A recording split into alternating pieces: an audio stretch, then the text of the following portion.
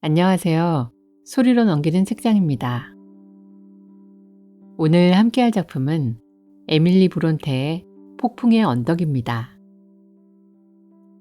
폭풍의 언덕의 작가 에밀리 브론테는 19세기 영국 빅토리아 시대를 대표하는 작가인 브론테의 세 자매 중 둘째로 제인 에어를 쓴 샬럿 브론테, 아그네스 그레이를 쓴 앤 브론테와 함께 독창적인 세계관과 강렬한 문학적 개성을 지닌 작가로 잘 알려져 있습니다. 그중 에밀리 브론테는 세상과 거리를 둔 채 요크셔 황야의 고요한 자연 속에서 내면적이고 시적인 감성을 키워갔으며 평생 단 한 편의 장편 소설, 바로 폭풍의 언덕만을 남겼습니다. 폭풍의 언덕은 1847년에 앨리스 벨이라는 남성 필명으로 발표되었고 출간 당시에는 너무 거칠고 파격적이라는 비판을 받았지만 오늘날에는 영문학에서 가장 중요한 고전 중 하나로 평가받고 있습니다.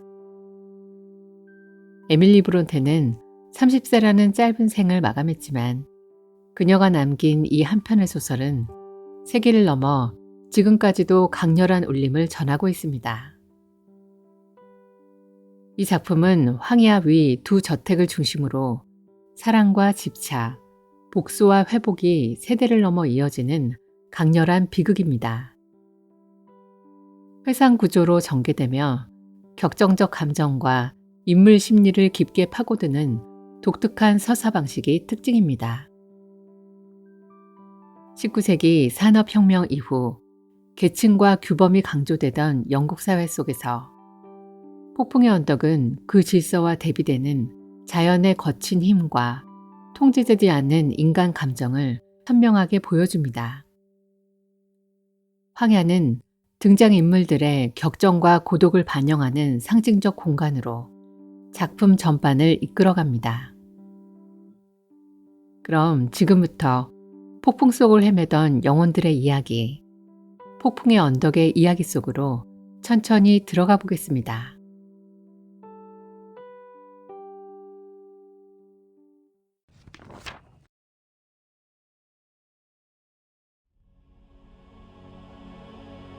요크셔의 광활한 황야는 늘 바람의 손끝 아래 흔들리고 있었습니다. 회색빛 구름이 낮과 밤을 흐리게 덮고 바람은 오래된 비밀을 훑어가듯 땅 위를 스치고 지나갑니다. 그 황량한 들판 한가운데 거칠고 고립된 저택 하나가 서 있습니다. 바람과 맞서기 위해 단단히 버티는 듯한 집, 폭풍의 언덕입니다. 바람에 깎인 돌벽, 흔들리는 창문, 모든 것이 오래된 이야기의 무게를 품고 있는 집. 바로 이곳에서 우리의 이야기는 시작됩니다.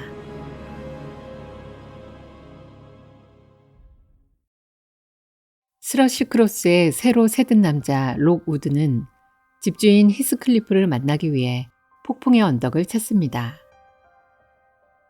그러나 히스클리프는 방문자를 반기지 않는 냉랭한 태도를 보입니다. 그날 밤 눈보라가 몰아치자 록 우드는 마지못해 저택에 머물게 되고 주인의 명령으로 그 누구도 들을 수 없다던 2층 외딴방에서 묵게 됩니다. 그곳에는 캐서린 언쇼, 캐서린 히스클리프, 캐서린 린튼, 세 가지의 다른 이름이 나무 선반에 새겨져 있었고 록 우드는 그 흔적 속에서 낯선 호기심을 느낍니다. 잠에서 깬 순간 바람소리와 함께 창문을 두드리는 나뭇가지가 요란하게 흔들리고 있었습니다. 록 우드는 창문을 열기 위해 힘껏 유리를 치다가 결국 창문을 깨뜨리고 손을 내밀어 가지를 잡으려 합니다. 그때였습니다. 얼음처럼 차가운 손이 록 우드의 손목을 움켜잡았습니다. 제발 들여보내주세요. 20년 동안 헤매고 있었어요. 들어가게 해주세요. 어린 소녀의 목소리였고 그 얼굴은 오래전 사라진 캐서린 언쇼의 유령이었습니다. 록우드는 공포에 질려 비명을 지르며 "안 돼! 들어오지 마라!" 라고 소리칩니다. 그 소리에 달려온 히스클리프는 록우드를 방 밖으로 내쫓으며 창가에 매달려 울부짖습니다. "캐서린, 제발 나와줘. 돌아오렴. 돌아와줘." 묵뚝뚝하고 잔인하던 남자에게서 쏟아져 나온 처절한 울음은 록우드의 뒤를 얼어붙게 만들었습니다. 다음 날, 록우드는 가정부 넬리 딘에게 폭풍의 언덕의 오래된 이야기를 들려달라고 부탁합니다. 넬리는 조용히 고개를 끄덕이며 20여 년 전으로 이야기를 되돌립니다.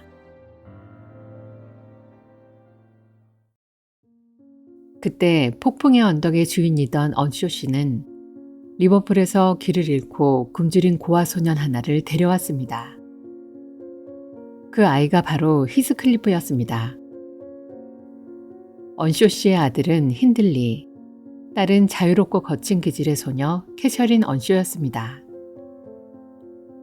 힌들리는 처음부터 히스클리프를 경멸했지만 캐서린은 그에게 강하게 끌렸습니다.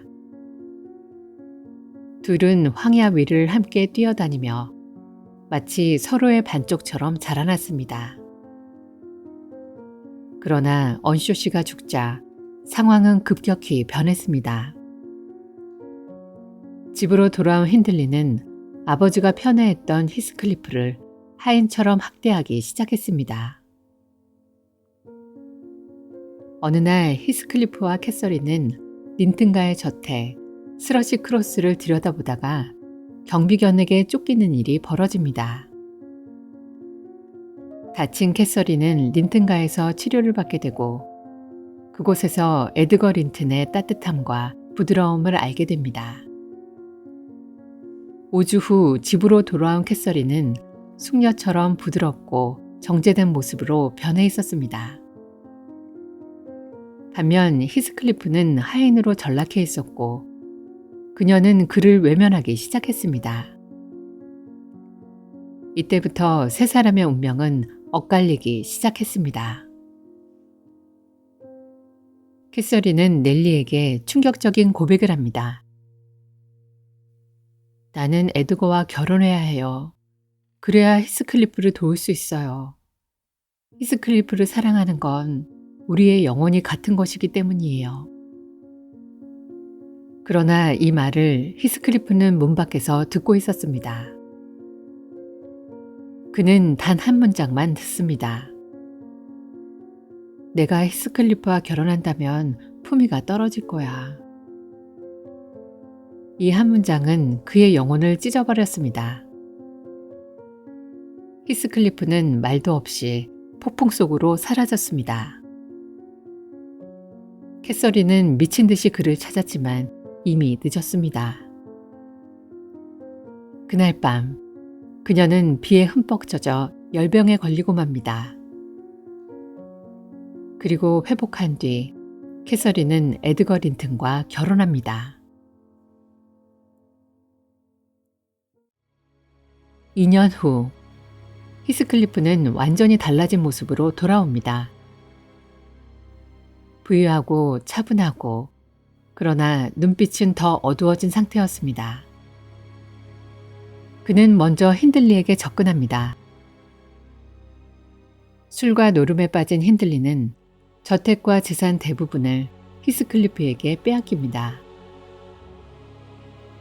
그리고 히스클리프는 에드거의 여동생 이사벨라 린튼을 유혹해 그녀와 결혼함으로써 린튼가까지 무너뜨릴 계획을 실행합니다. 캐서린은 히스클리프를 질타하며 말합니다. "왜 이러는 거예요? 왜 우리 모두를 파괴하려는 거예요?" 히스클리프는 조용히 대답합니다. "너 때문이야, 캐서린. 네가 날 버린 순간부터 모든 게 시작됐어." 캐서린은 두 집안이 서로를 파멸시키는 모습을 보며 악화된 병세에 시달립니다.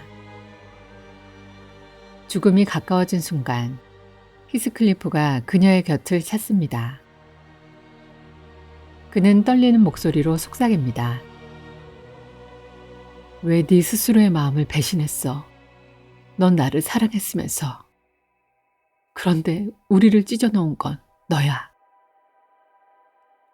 그는 절규하듯 말합니다. 내가 네 마음을 찢은 게 아니야. 네가 네 마음을 찢으며 내 마음까지 찢어놓은 거야. 캐서린은 마지막 힘을 다해 말합니다. 날 용서해줘, 히스클리프. 그리고 얼마 지나지 않아 그녀는 딸 캐시를 낳고 조용히 세상을 떠납니다. 그 소식을 들은 히스클리프는 황야를 향해 절규합니다. 그 절망의 울음은 폭풍처럼 황야를 갈라놓았습니다. 세월이 흐르고 캐서린과 에드거의 딸 캐시, 힌들리와 프랜시스의 아들 헤어튼, 히스클리프와 이사벨라의 아들 린튼, 세 아이의 이야기가 이어집니다. 히스클리프는 린튼을 이용해 캐시를 속이고 강제로 결혼시키며 린튼과의 재산을 모두 빼앗습니다. 그러나 린튼은 허약한 몸으로 오래 살지 못하고 모든 재산은 히스클리프의 손에 들어갑니다. 히스클리프의 복수는 완성되었습니다. 하지만 어둠 속에서도 희망은 피어났습니다. 캐시는 문맹에 가까웠던 헤어튼에게 책을 읽어주고 글을 가르치며 점차 서로에게 마음을 열기 시작했습니다. 두 사람의 미소와 대화 속에서 캐서린과 히스클리프의 흔적이 어른거렸지만 그들의 관계는 파괴가 아닌 회복을 향하고 있었습니다. 히스클리프는 캐시와 헤어튼이 서로를 통해 치유되는 모습을 보며 자신 속에서 복수의 불이 꺼져가는 것을 느꼈습니다.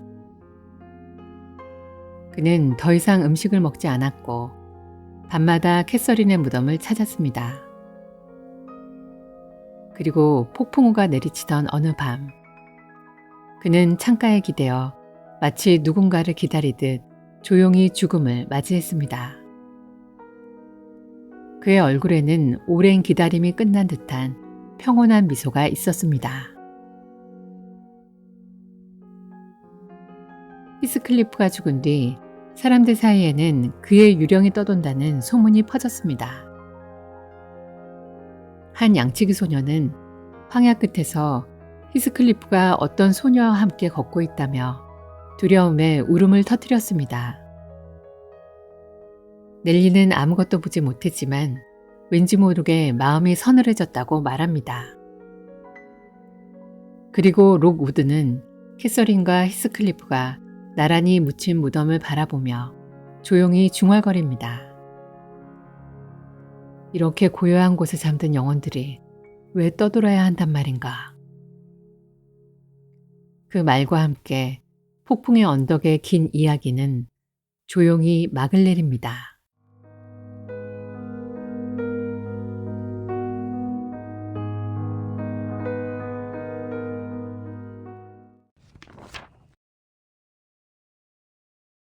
폭풍의 언덕은 사랑이 어떻게 집착과 파괴로 변할 수 있는지, 그리고 그 상처가 세대를 넘어 어떻게 이어지는지를 보여주는 비극입니다.